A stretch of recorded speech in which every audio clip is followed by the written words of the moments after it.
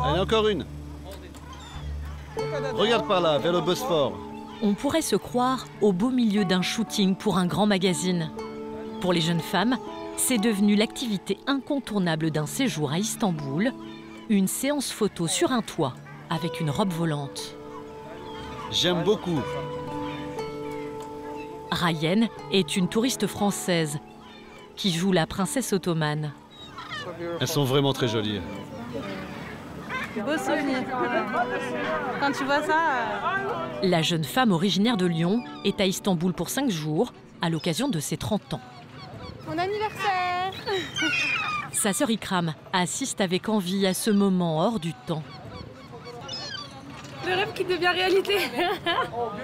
Mais pour réaliser ce rêve, il faut tout de même un peu de mise en scène.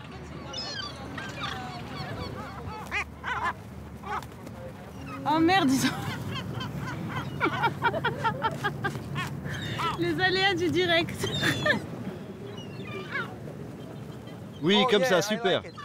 Malgré son appréhension, Regarde-moi. Rayen tient son rôle à la perfection. Envoûtée par la vue, Ikram veut aussi sa photo. Tu veux? Avec la robe ou sans la robe? Sans la robe, on va pas abuser non plus. Car une séance comme celle-ci a un prix de 150 €. Exceptionnellement, Karen, le photographe, accepte de réaliser quelques clichés gratuitement. On a appris à négocier. Et le bouquet final pour Rayen, c'est cette vidéo pour ses réseaux sociaux. Welcome to Istanbul. À plus de 2000 km de la France, au carrefour de 2 continents, l'Asie et l'Europe, la ville d'Istanbul, ancienne Byzance et Constantinople, a été traversée par d'innombrables cultures depuis sa création il y a 2600 ans. Les caravanes venaient ici, vendaient et repartaient avec de l'autre marchandise pour refaire la route de la soie dans l'autre sens. Chargée d'histoire, cette ville 25 fois plus étendue que Paris sait aujourd'hui offrir un visage moderne. Moi, j'ai l'impression d'être dans un pays européen, mais avec la culture musulmane. Et attirer des étrangers de diverses origines qui y viennent pour son cosmopolitisme, sa gastronomie Délicieux. et sa douceur de vivre au quotidien. J'ai l'impression de ne pas vieillir ici, d'être un jeune éternel dans cette ville qui est éternelle. Ce décor magique, près de 6000 Français l'ont choisi pour y faire leur vie, entre tradition et modernité.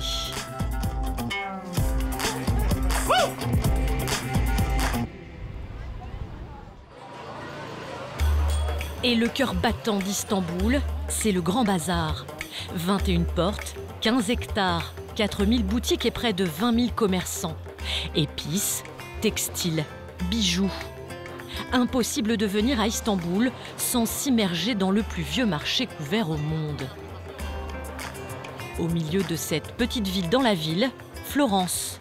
Ici, l'Alsacienne est une institution. Youssouf. Bonjour. Ça va? Qui visite? Merhaba. Nasılsın? İyiyim sen? Ça va, je suis à Bodrum en ce moment. Dans les dédales du bazar, Florence est chez elle. Şu anda konuşamam ama güzel defa beni kızdırdın. Sonra görüşürüz. Vous connaissez tout le monde en fait. Non, pas tout le monde, mais beaucoup de monde. À Istanbul depuis près de 40 ans, c'est dans ce joyeux capharnaüm que la Française puise son énergie. Moi, j'aime bien quand ça grouille. Mais si Florence est si populaire dans le Grand Bazar, c'est qu'elle ne fait pas que s'y promener. J'ai adoré le bazar dès que je suis arrivée, c'est sûr. Mais on m'aurait dit un jour, tu auras un magasin dans le Grand Bazar, j'aurais dit, là, vous rêvez. Hein. La Strasbourgeoise possède en effet ici une boutique. Elle vend des tapis. C'est la seule femme étrangère à tenir un commerce dans le Grand Bazar. Alors même si elle est dans un petit recoin, les touristes finissent toujours par arriver chez Florence. Mais ça, si vous avez un intérieur un petit peu... Il est magnifique. En plus, il y a 2-30 couleurs. Franchement, merveilleux. Et les clients peuvent être parfois surpris de voir une femme étrangère au milieu de tous ces hommes. Et on sent que vous avez quand même une main de fer et que... Il y a un petit caractère qui fait que ça fonctionne. Je pense que c'est pas évident parce qu'ici on voit qu'il y a une culture très, je veux pas dire masculine, mais assez brute. Oui, il y a beaucoup de testostérone. Voilà. Florence a dû intégrer les codes pour ne pas se prendre les pieds dans le tapis. N'importe qui peut pas le faire. Ça veut pas dire que je suis exceptionnelle, mais enfin bon. Il y a ce côté un petit peu maternel qu'il faut avoir. En même temps, il faut s'imposer. Parce que bon, c'est un monde rude. On est tous en concurrence. Hein. Il n'y a pas de salaire ici. Donc chacun défend son beefsteak chaque jour.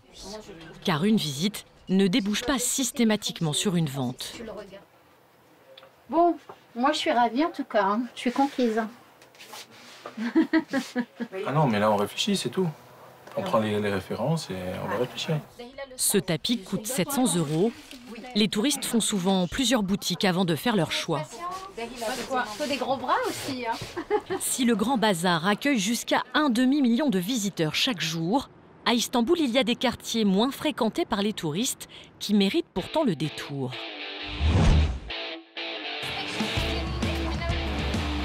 Concept store, galeries d'art, friperies et autres boutiques de vêtements. Parfois, avec très peu de tissus. On pourrait se croire à Brooklyn. Nous sommes en fait sur la rive asiatique d'Istanbul, dans le quartier plutôt rock'n'roll de Moda, à Kadıköy. Elodie, 30 ans, vit ici depuis quelques mois.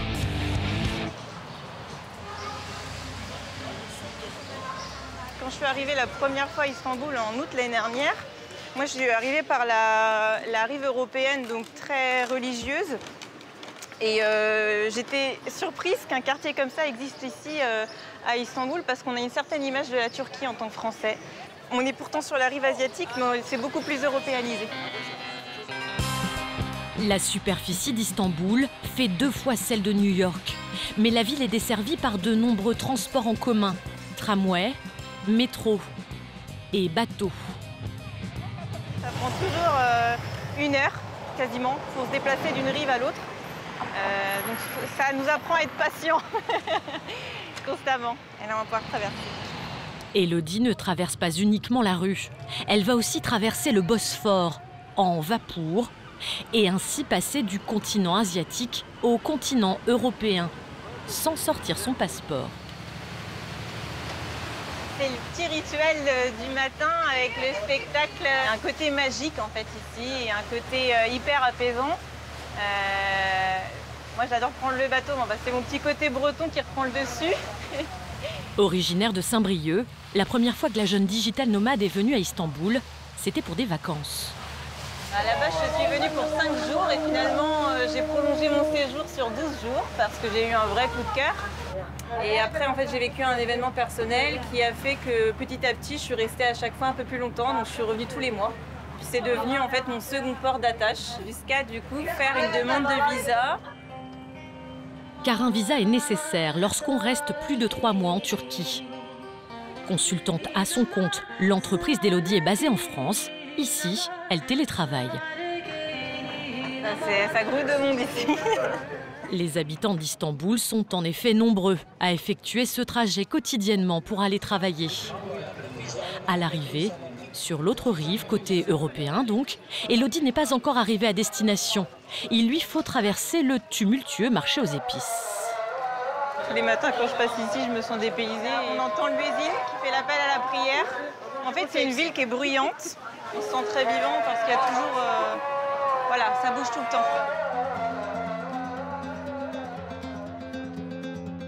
Un autre endroit qui bouge, ce marché populaire encore moins touristique. Valérie, Mehmet et son frère Murat viennent y faire leurs courses. Il y a du monde, hein. Le couple franco-turc vit ici depuis 8 ans. Leur activité, aider les Français à s'installer à Istanbul. Car le quotidien ici n'a presque plus de secret pour eux. C'est du quoi? C'est du kachar, il est très bon. Quand on vient ici, en général, on ne mange pas avant, parce qu'on va goûter de tout. Et monsieur nous fait goûter du fromage, voilà. Alors pour comparer à un fromage en France, c'est comme le comté. Et pour faire passer le tout, une chose dont il ne faut absolument pas manquer en Turquie, le çay. On prend le thé quand on veut.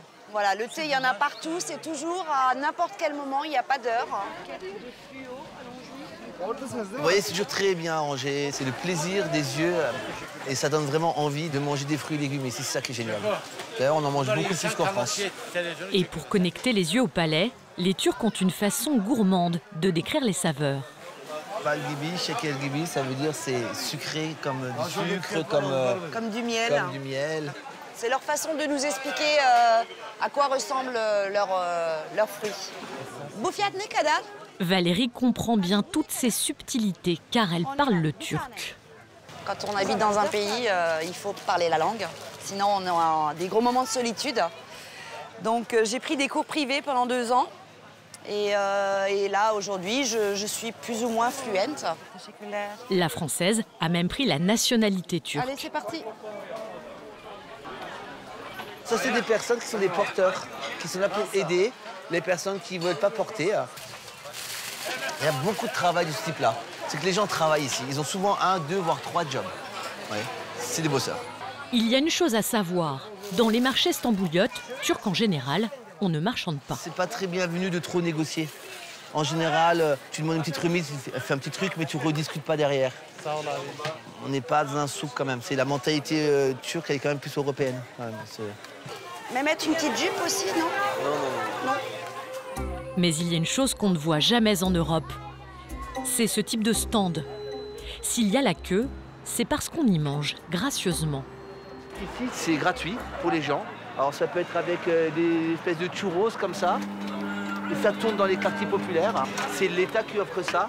C'est une forme de reconnaissance pour les gens disparus. Vous savez que dans notre religion, on aime bien manger à la santé des morts. C'est une coutume. Istanbul est une ville aux multiples facettes. Elle est aussi appelée la ville des 7 collines. Sur l'une d'entre elles, Cihangir, le quartier des antiquaires. C'est ici qu'habite Carlos. Alors je vous montre. Donc, alors j'ai mon petit coin préféré, c'est là où j'aime m'asseoir avec mes amis. J'ai mon petit bar, voilà. Voilà, et ça c'est ma petite chatte préférée. Qui se canche? Qui se canche? Oui. Oui. Mon endroit préféré, c'est bien sûr, c'est la cuisine. Belle cuisine assez grande, ce qui est rare à Istanbul d'avoir une grande cuisine comme ça où on peut également manger et préparer à manger. Et puis un de mes coins préférés là quand je suis tout seul, c'est de m'asseoir ici et de profiter de ce beau jardin et de cette belle vue. C'est assez calme, donc aussi c'est rare de trouver ça à Istanbul. Une belle vue et 120 mètres carrés pour environ 660 € de loyer. Ce restaurateur d'origine belge est depuis longtemps tombé amoureux de la ville. À Istanbul, ça fait 18 ans. C'est un bail. Le temps passe, on ne se rend pas compte. C'est l'endroit où il faut être. C'est vraiment l'endroit où il faut être. Il y a plein de quartiers à Istanbul, mais moi, c'est l'endroit où je me sens le mieux, vraiment. Et je suis très content d'être ici. Complètement intégré à la culture orientale, il a tout de même gardé quelques réflexes occidentaux. Je vérifie si tout est bien fermé. Malgré qu'on est bien en sécurité ici, c'est vraiment... Moi, je me sens beaucoup mieux, en fait, au niveau sécurité à Istanbul qu'à Liège. Vraiment. Bon, on y va?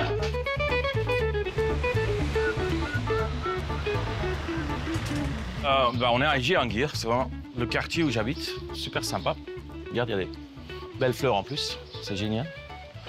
J'adore être ici. Vraiment. En plus, c'est Istanbul. Regarde, il n'y a personne. Et il y a 20 millions d'habitants et regarde cette rue. Carlos a commencé sa carrière de restaurateur il y a 35 ans.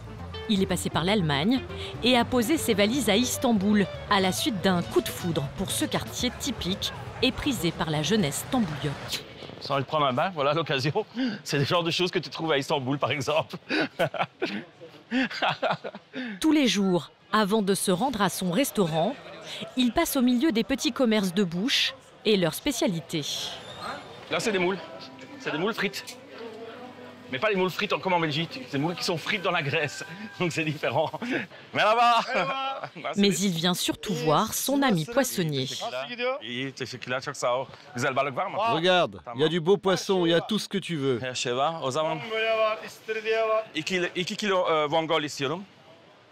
D'accord. Pour demain? Carlos a l'air extrêmement détendu. Pourtant, ce chef d'entreprise doit gérer d'importantes contraintes économiques. Maybe I can do maybe a ratatouille with ricotta. I'm scared to do anything, and after I will lose money. Car la Turquie vit une crise économique sans précédent. L'inflation dans le pays a dépassé les 70%. Le prix des denrées augmente presque tous les jours. En 10 jours, les prix peuvent flamber et tu te retrouves à perdre de l'argent parce que ça va tellement vite. Parfois, l'euro est à 17 pour le moment et ça peut arriver à 20 très facilement. Et à partir du moment où tu donnes un prix, c'est fini. Carlos doit pourtant faire tourner son affaire, le seul restaurant franco-belge de la ville.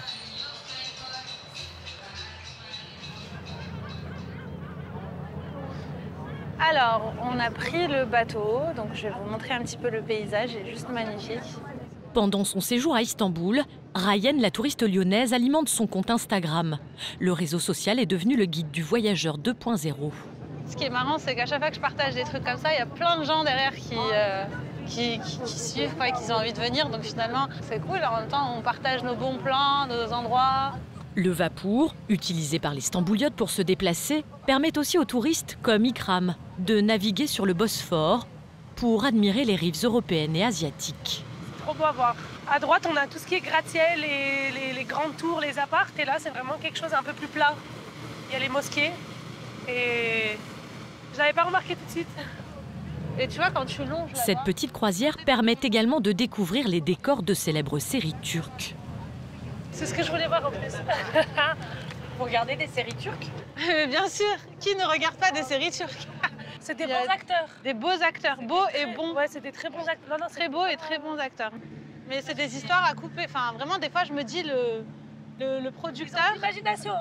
Très, très excellente. Ouais. Après, la série, elle peut durer jusqu'à 3 ans. Le pays est en effet le deuxième exportateur de séries au monde après les États-Unis. L'une des plus célèbres, Le siècle magnifique sur la vie du sultan ottoman Soliman Ier, a été vue par 400 millions de téléspectateurs dans une trentaine de pays. Mais on y raconte aussi des histoires de notre époque.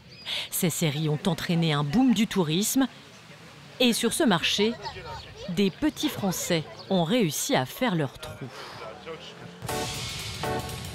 Virgile, 43 ans, a quitté la France il y a plus de 20 ans.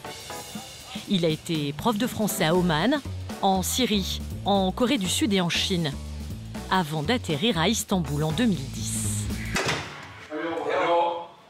Ça va? Hello. Ouais, tout va bien. On parle business. On se demande comment se faire 50 millions de dollars.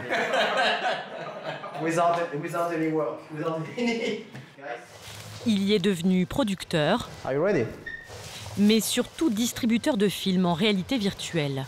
Et donc là, je suis sur un des films justement que nous distribuons en Turquie et qui a été donc primé dans des festivals internationaux. Et là, je vois, en fait, je suis dans l'espace avec des espèces de formes de poulpes. Mais sa véritable passion, c'est la comédie. Car Virgile est acteur dans des films ou séries turques. Bye, Faz! Aujourd'hui, accompagné de Jlidem, une actrice réputée ici, il revient sur les lieux de son dernier tournage, dans l'une des rues les plus passantes de la ville. On a tourné la scène avec Murat. Ah oui, c'était ici, j'ai oublié ça. Murat, j'ai découvert pendant le tournage que c'était un chanteur un peu équivalent de Julien Doré en France. Je suis été sa traductrice. Je voudrais expliquer une dernière fois la scène à Muratan. Et voici le Julien Doré turc.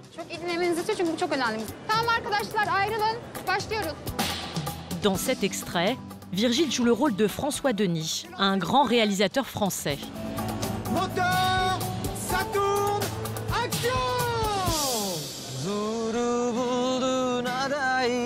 C'est le hasard en fait, je faisais du théâtre et puis j'ai été pris lors d'un casting en 2015. Et automatiquement, cette sélection un petit peu surprise m'a lancé.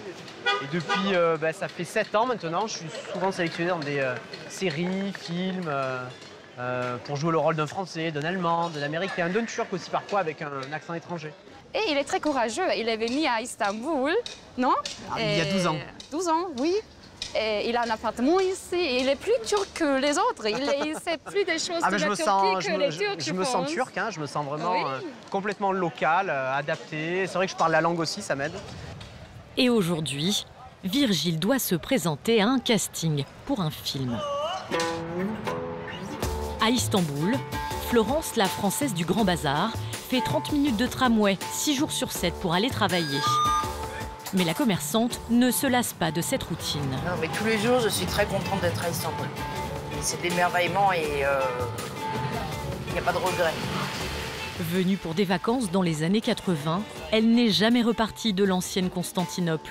Une ville bouillonnante qui offre tout de même de petits espaces de sérénité. C'est un endroit que j'aime beaucoup parce que c'est très reposant après le tramway où il y a quand même beaucoup de monde. On va rentrer dans le bazar où il y a encore du monde.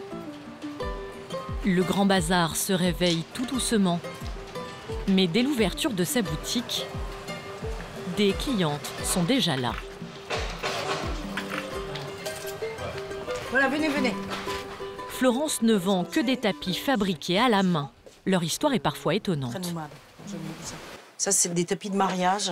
Car certains servent d'examen de passage. Enfin, que les femmes font un peu pour prouver à la belle-mère le caractère qu'elles ont. Un peu comme des profils sur un site de rencontre. Et Florence sait lire dans ses tapis. Donc là, elle fait tout dans la couleur et tout dans la créativité. C'est pas forcément très fin comme travail. Ça, c'est un tapis qui est beaucoup plus fin et beaucoup plus régulier et beaucoup plus formaté. Donc si c'est une jeune fille qui est méticuleuse, ça ira pour un jeune garçon qui est un petit peu exubérant et qui a besoin d'être cadré. Si le garçon est cadré, méticuleux, il n'a pas besoin d'avoir une femme cadrée et méticuleuse à la maison. Et donc ce genre de qualité, tu le vois dans le travail du tapis. À Istanbul, la commerçante a une clientèle fidèle d'étrangers. Nous, on est expatriés, on bouge beaucoup. Et à chaque fois qu'on va dans un nouveau pays, c'est aussi important d'avoir des choses qui viennent du pays et d'avoir un peu d'authenticité dans notre appartement. Celui-là, je peux te le faire à 700 €. 700 €, oui. Il y en a pour toutes les bourses. Les ventes vont de quelques dizaines à plusieurs dizaines de milliers d'euros. Florence vend en moyenne une trentaine de tapis par mois. Avec plaisir. Allez, au revoir. À Istanbul, en Turquie en général, le lien social est très important. Florence l'entretient quotidiennement autour d'un café ou d'un thé. Et les rendez-vous se concluent toujours avec ce gel hydroalcoolique turc. Tamam, tamam, tamam. Qu'est-ce que c'est? Donc ça, c'est de l'eau de Cologne. Ça désinfecte les mains. Donc ça, c'est vraiment une tradition turque de dire la bienvenue. Voilà, c'est un désinfectant, ça sent bon. Et pour le Covid, c'était parfait. Ces traditions vieilles de plusieurs siècles survivent malgré la modernisation de la ville. À quelques kilomètres du Grand Bazar se dressent ces récents buildings. Istanbul est la métropole qui compte le plus grand nombre de gratte-ciel en Europe. Il en pousse une vingtaine par an. La ville est depuis 3 siècles un carrefour du commerce de produits de luxe. Et Istanbul aujourd'hui, c'est toujours un peu Byzance. On y compte près de 135 centres commerciaux. Non loin du quartier des affaires, l'un des plus grands est celui d'Istiniye. Les maisons de haute couture y ont leurs magasins. Valérie et sa fille Célène y viennent régulièrement aux étages des marques plus abordables. J'aime beaucoup l'ensemble là, Célène. Ça tirait bien, ça. C'est vraiment chouette. L'autre spécialité turque qui s'exporte très bien, c'est le textile. Nous sommes devant la devanture d'un magasin d'une marque turque connue, İpekçi. Alors il faut savoir qu'en Turquie, il y a la route de la soie et il y a aussi des champs de coton. Donc tous les tissus sont fabriqués localement ici. Et c'est pour ça qu'on arrive à avoir des produits de qualité, de grandes marques, à des prix très raisonnables, en produits locaux turcs. Mehmet retrouve sa femme et sa fille. Hello. Ça va? Ça va et toi? Ça s'est bien passé? Très bien, et toi? Ouais, bah oui, j'ai trouvé ce qu'il me fallait pour notre soirée, donc c'est parfait. Ça va être un été coloré. À Istanbul, même dans un centre commercial à l'américaine, on trouve un bazar presque traditionnel en intérieur. C'est un bazar un peu, on va dire, aseptisé et un peu luxe quand même. Hein. Oui, c'est pas de bazar. Mais c'est vrai que c'est intéressant et on peut vraiment tout trouver. C'était 200 grammes? 100 grammes? Oui, 100 grammes, ouais. Alors? C'est super bon. Même des lingots de loukoum à 35 € le kilo. Donc c'est des feuilles d'or alimentaires qui recouvrent le lokum. Et du coup, on passe du simple au double au niveau tarif parce qu'il y a des feuilles d'or. Voilà. C'est le locum de luxe. De l'autre côté de la ville, on retrouve Élodie dans son espace de coworking. Moyennant une centaine d'euros environ le mois, des télétravailleurs du monde entier y posent leur ordinateur. Et ici, ça bosse fort.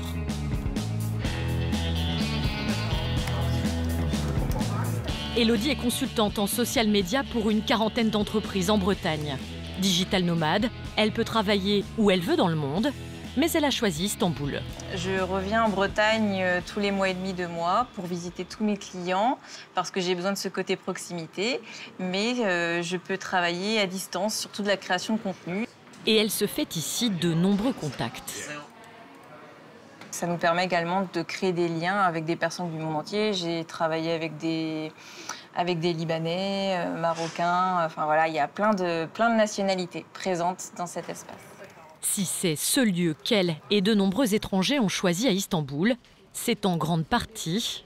Le clou du spectacle, il est juste ici, avec une vue imprenable sur le Bosphore. Pour profiter de ce paysage. Quand on a envie de faire sa pause, on peut se poser justement, faire un break ici. Là, on a juste Galata en face. Enfin, c'est vraiment chouette, quoi. Pour le déjeuner, Élodie a ses habitudes non loin de là, dans un établissement typique d'Istanbul. C'est un kebab ouvert qui fait aussi des jus de fruits frais, qui a une renommée ici, donc c'est juste là. Cette façon de faire griller la viande existe depuis le Moyen-Âge en Anatolie. En revanche, le sandwich a été inventé dans les années 70 à Berlin par un Turc. En France, on a souvent de l'agneau. Là, c'est une viande de bœuf et celui-là, il est au poulet. Pour faire les durum, ils utilisent une sorte de galette. Et après, ils vont ajouter, là par exemple, il y a du piment et on a des tomates. Ils vont ajouter de la coriandre également. Nous, il n'y a pas de sauce blanche comme nous, on connaît dans les kebabs en France. Bah, ici, c'est le vrai kebab traditionnel, donc oui, c'est meilleur. Et la preuve qu'on est au bon endroit pour un kebab, c'est qu'en terrasse, il y a peu de touristes et beaucoup de locaux.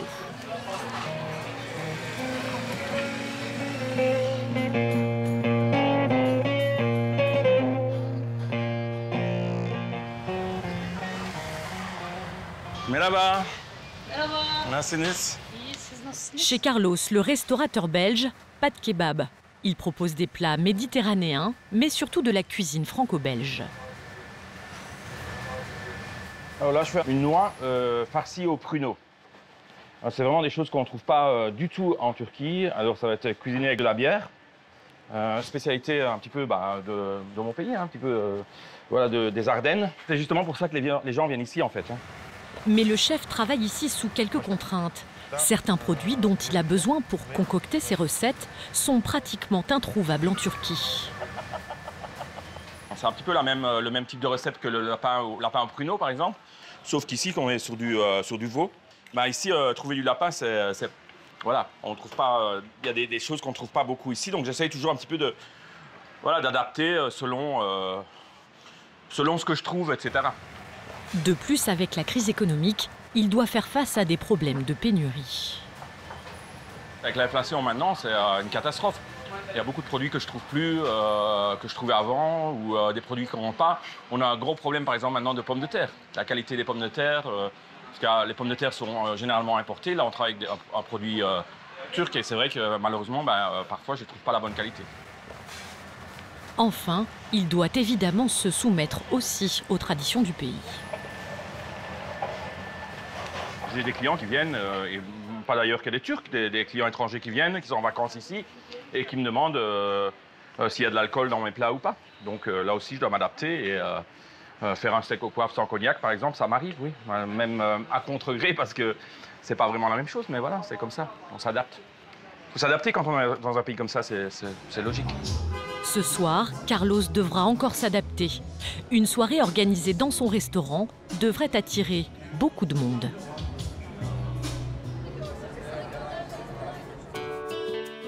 Un peu plus au nord du Bosphore, dans le quartier huppé de Tarabya.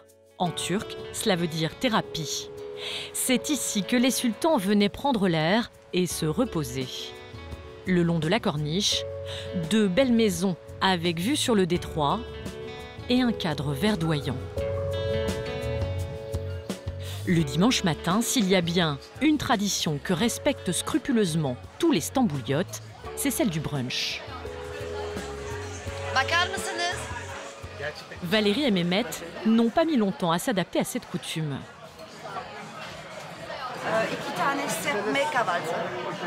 Voilà ce que nous avons commandé, le serpme cavalte. Et c'est un petit déjeuner qui est composé de plein de choses. Vous allez voir, c'est tout petit, mais ils vont nous ramener énormément de choses à table. C'est impressionnant. Le petit déjeuner dominical ici, c'est le repas des titans. Le placement, c'est un sport national, vous allez voir. Il n'y aura plus 1 cm² de vide. Sucré, salé, il ne faut surtout pas manquer. Plus d'une vingtaine de mets différents vont recouvrir la table, le tout pour 8 € par personne. Séculaire.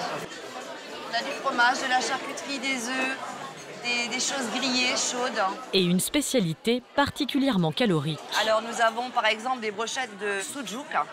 C'est un petit peu le saucisson turc, un saucisson à l'ail un petit peu relevé.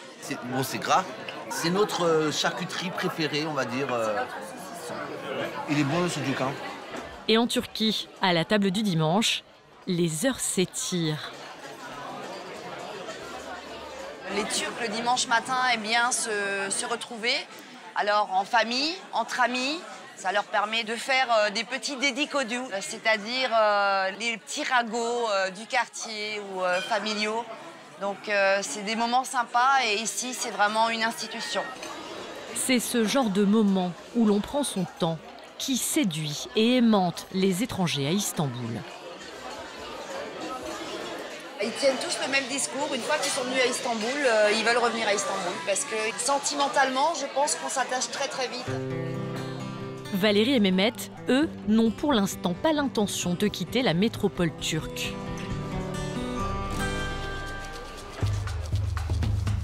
Virgile non plus.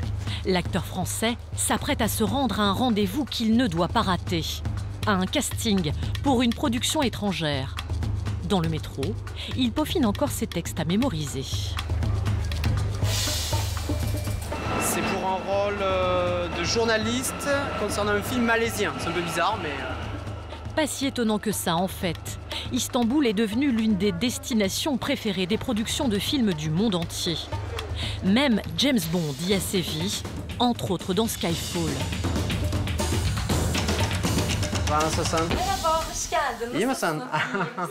Virgile est attendu par la directrice de casting. Et s'il commence à enchaîner ce genre de rendez-vous professionnel, c'est évidemment grâce à son petit accent français. Alors, le rôle est celui d'un journaliste américain, mais ils veulent vraiment l'accent français. Oui, tu dois parler anglais, mais avec un accent français. Comme ils sont fous de l'accent français en ce moment, j'espère que tu auras le rôle. Dans cette scène, le journaliste se fait kidnapper par des rebelles somaliens et il demande de l'aide pour être libéré. Please, there's two more. The leader, he kidnapped them. They've been taken away. We can hear them scream. Please, you have to. Pour ajouter au réalisme de la scène, Virgile fera une seconde prise, cette fois-ci avec un pistolet sur la tempe. Please, there's two more. The leader is taken away. You can hear them scream. Please. Oui, merci Jansel, merci beaucoup. Finalement, Virgile ne sera pas pris pour ce rôle. Bisous. Le Français ne vit pas encore de sa passion. Bisous. Bye bye. Au sud de la ville, dans le quartier de Galata, les jeunes touristes françaises, Ryan, Ikram et Yasmine, ont aujourd'hui une mission. Du coup, on remonte la rue là. C'est celui qu'on a été voir la première fois. Ikram, musicienne, est venue à Istanbul en grande partie pour trouver son instrument, le oud, un luth oriental. Les boutiques dans ce quartier sont nombreuses, mais les vendeurs pas toujours de très bonne humeur. fait, on regarde un petit peu la tête de la personne. On voit s'il est gentil, s'il a une tête de gentil ou pas. Et là, je sais pas, il a l'air énervé un peu. On rentre? On va... Hello? Il a l'air fatigué. Do you speak English? Okay, good. We are looking for wood. Mais là, je suis dans mon monde, là. Ça y est, c'est... Franchement, je suis trop contente. Ikram a eu un coup de cœur pour celui-ci. Ça sonne vraiment bien. Esthétiquement, il plaît aussi? Esthétiquement, ouais.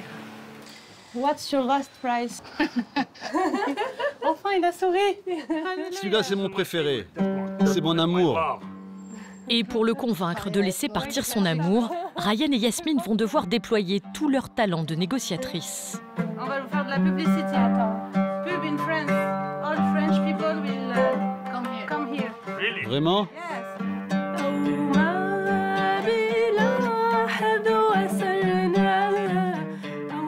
Mais c'est un autre argument qui va convaincre le vendeur.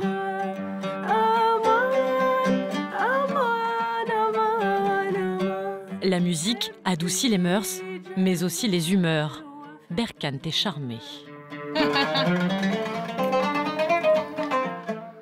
Allez, 7500. Ça fait 500 lire de remise. Traduction? Et t'as enlevé 500 lira. On va enlever encore, t'inquiète. Continue de jouer, continue. Je pense qu'il y a moyen de négocier encore plus. On l'a charmé, ça c'est bon. You have to learn French because many French people are going to come to see you. Yeah. So you have to. J'ai déjà commencé à apprendre le français. Yeah. 50, 150, 250. C'est les chiffres. Only money. 7000. Ouais. On est passé de 8000 à 7000. Oui. On peut encore faire mieux. Allez. C'est quoi 7000? On va cuisiner encore un petit peu. 380 euros. Non, ouais. 300. Les pourparlers se poursuivent en euros. 80.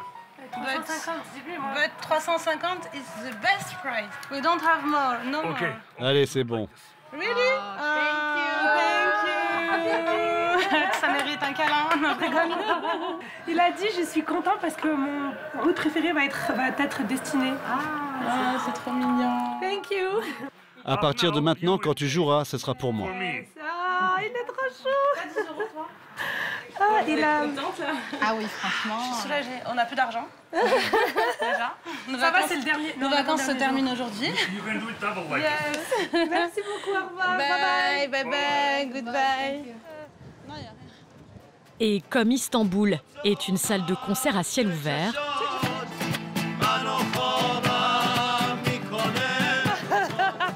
Ikram ne tarde pas à trouver une occasion d'essayer son oud.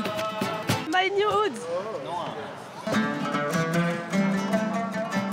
Pour une improvisation au cœur d'une ville qui ne s'arrête jamais de chanter.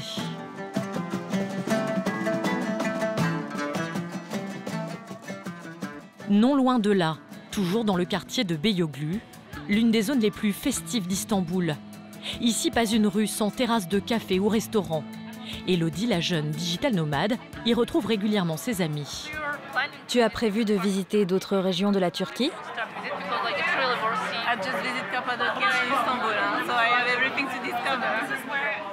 Istanbul est une tour de Babel.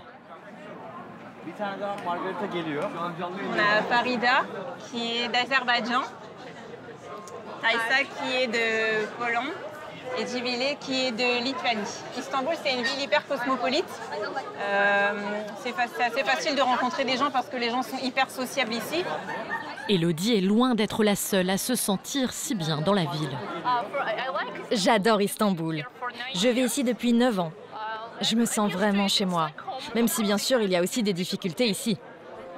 C'est une grande ville qui peut t'offrir plein de choses. Moi, je ne m'ennuie jamais ici. J'aime bien parce que je me sens en sécurité.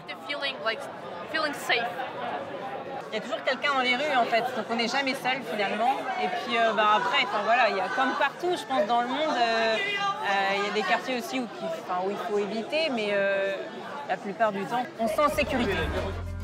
Et à Istanbul, il y a un endroit incontournable pour finir ses soirées. Ça se passe dans le restaurant de Carlos. Florence, la Française du Grand Bazar, y est une habituée.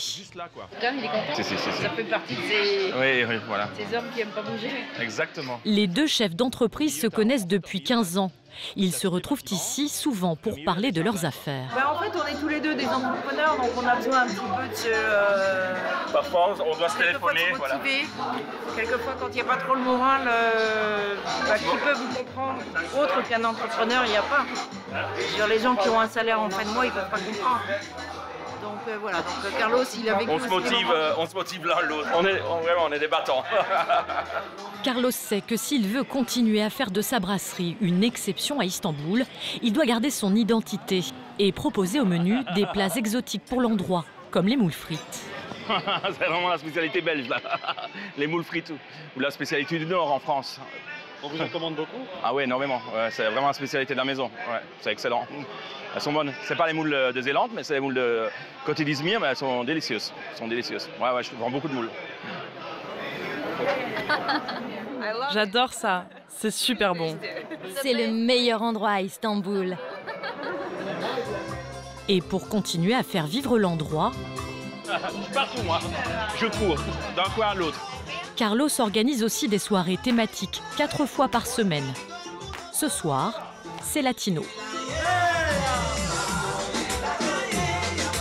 Car il faut attirer les Stambouliotes qui ont d'innombrables lieux à la mode pour sortir. Ces nuits sont aussi magiques que ces jours.